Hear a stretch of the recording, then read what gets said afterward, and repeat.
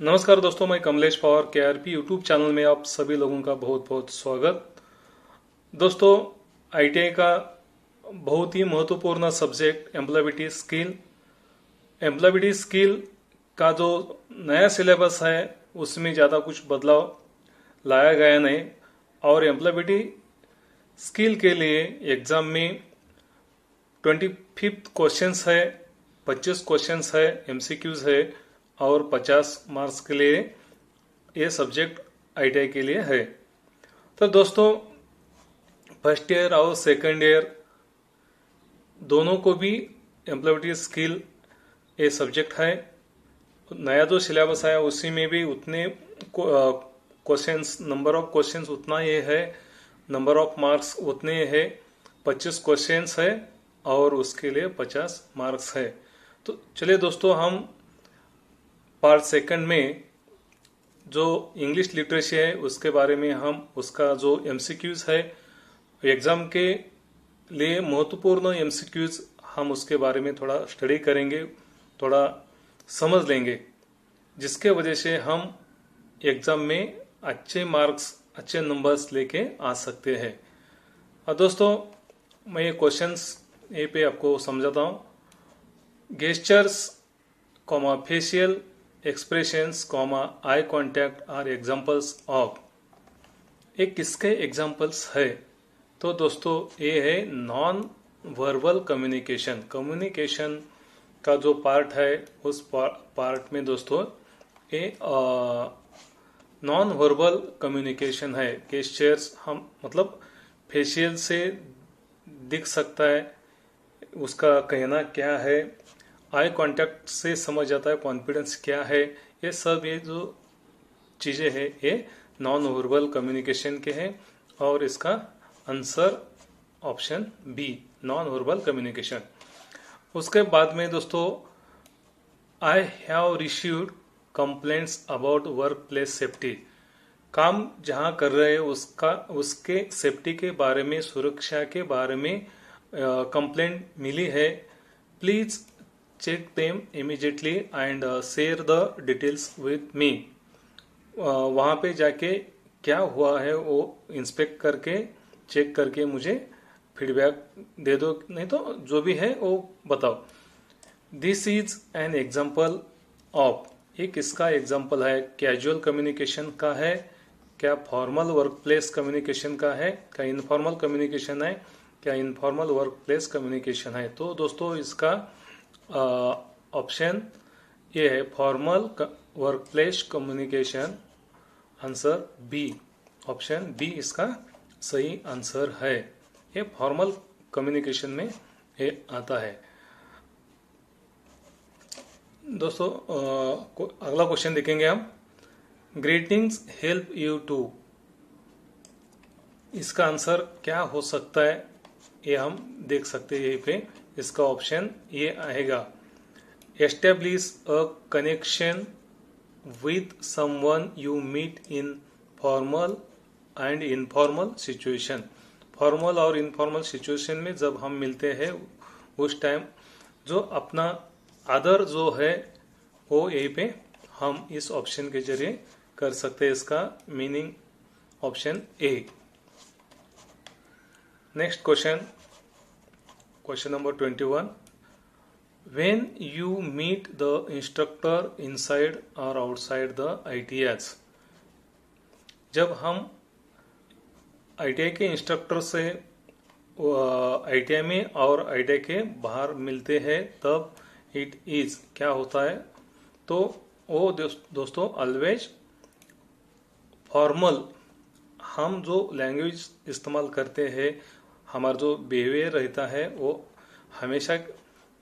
हमेशा आदर ही रहना चाहिए। इसलिए फॉर्मल लैंग्वेज हम करना चाहिए। सर से हम रिस्पेक्टफुल बिहेवियर अपना रखना चाहिए। जो भी बातें हैं वो कैसे, तो फॉर्मल होना चाहिए। कहाँ भी सर अपने मिलने दो, वहीं पे अपना बिहेवियर, अपना तरीका सब ये फॉर्मल ही होना चाहिए। उसके बाद 22, in the context of an interview.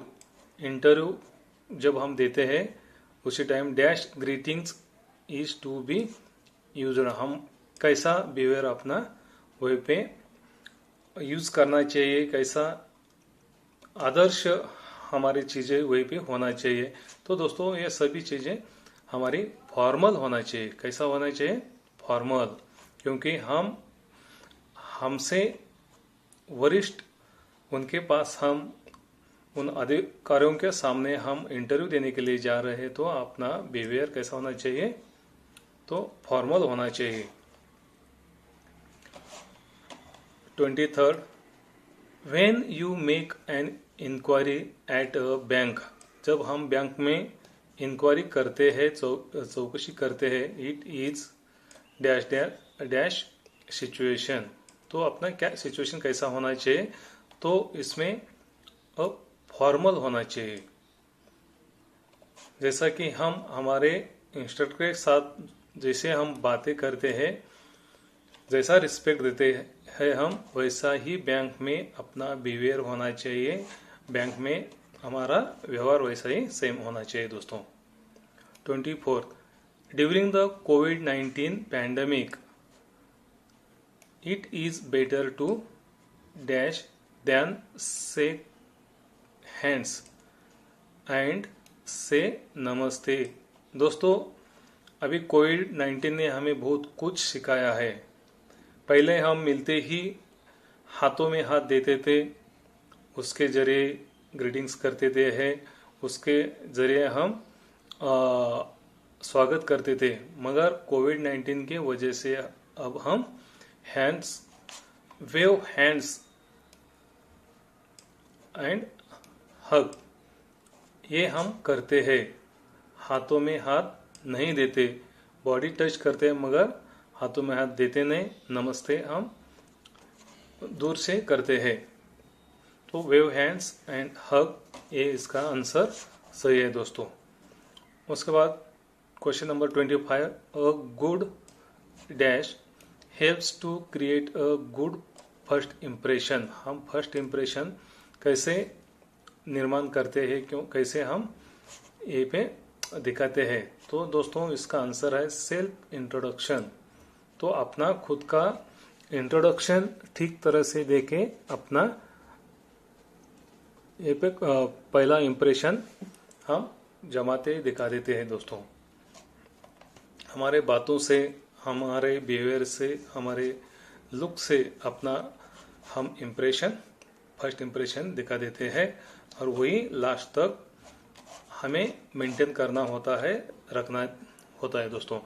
Question number 26, we may have to introduce colleagues, जब हम हमारे दोस्तों का इंट्रोडक्शन करते हैं, peers and superiors in dash context, in dash context, तो हम कैसा इंट्रोडक्शन करते हैं? तो फॉर्मल तरीके से हम इंट्रोडक्शन करना चाहिए, हम फॉर्मल इंट्रोडक्शन करते हैं। इसका आंसर है ऑप्शन सी।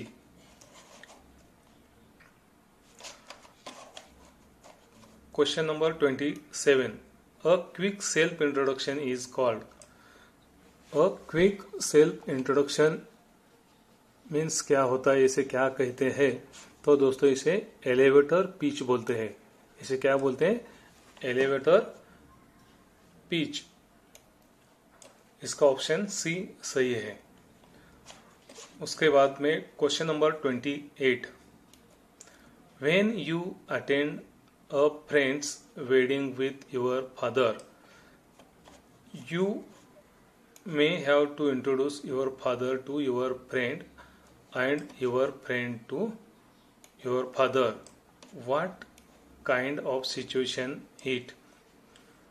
ये सिचुएशन कैसा होना चाहिए? दोस्तों ये दोस्त का वेडिंग है, दोस्त का इंट्रोडक्शन उसके पिताजी से, पिताजी का इंट्रोडक्शन दोस्त से, ये थोड़ा इनफॉर्मल करने में कुछ दिक्कत नहीं आना चाहिए, इसलिए इसका आंसर इनफॉर्मल सही है, ऑप्शन नंबर सी। दोस्तों के साथ, अपने पिताजी के साथ व्यवहार ठीक से होना चाहिए, रिलेशंस ठीक से मेंटेन करना जरूरी है। जब हम इंट्रोडक्शन करते हैं तब इनफॉर्मल इंट्रोडक्शन किया तो उसमें कुछ दिक्कत आना नहीं चाहिए। Question number 29, as a customer sales executive in an electrical appliances showroom, your greetings and introduction of your instructor to your supervisor shall be कैसा होना चाहिए।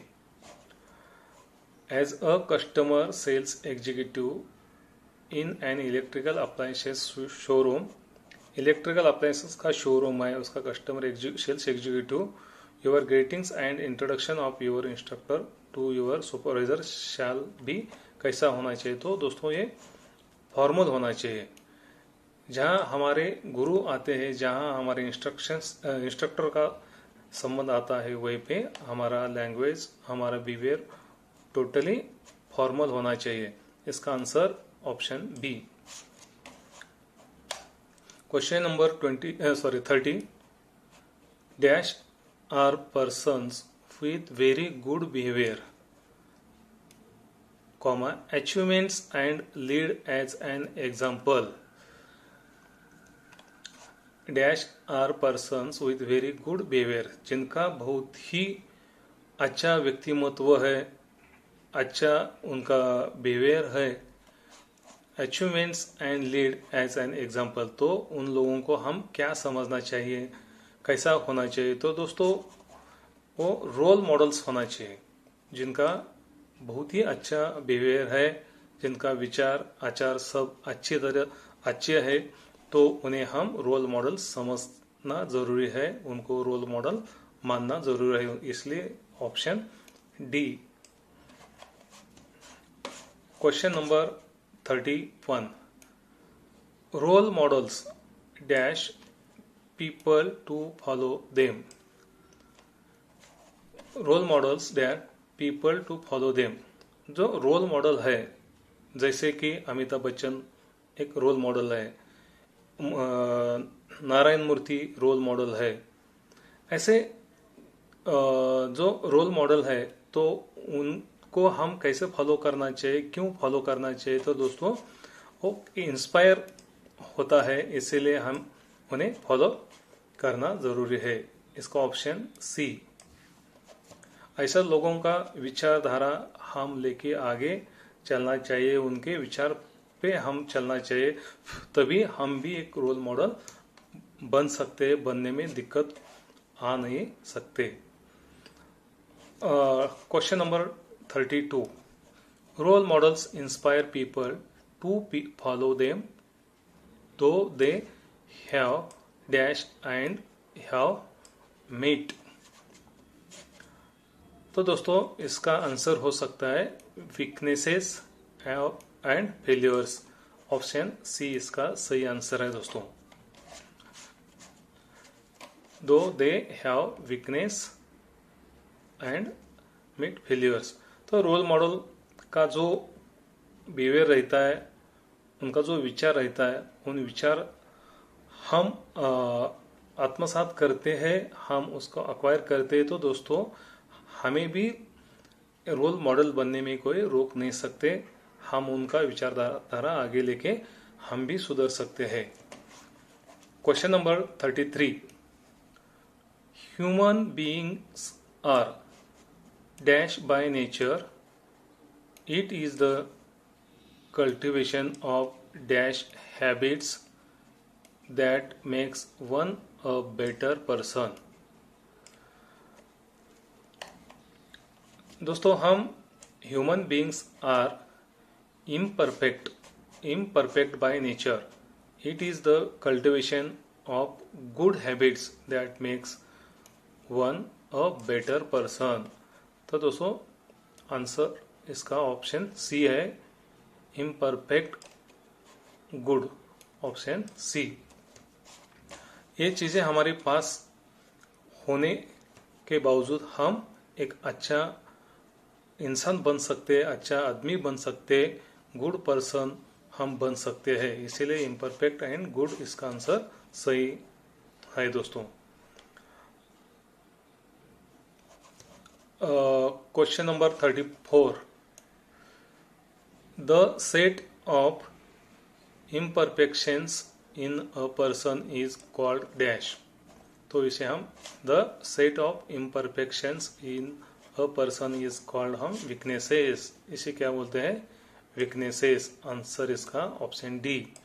दोस्तों जिस में ज़्यादा इम्परफेक्शंस है, जिस आदमी में, इंसान में, तो उसे ज़्यादा वीकनेसेस उसमें रहता है।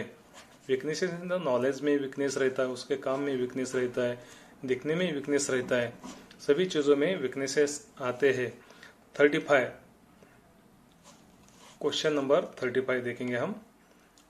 Strengths of role models get dash while weaknesses get. तो दोस्तों strength of role models get noticed while weaknesses get unnoticed.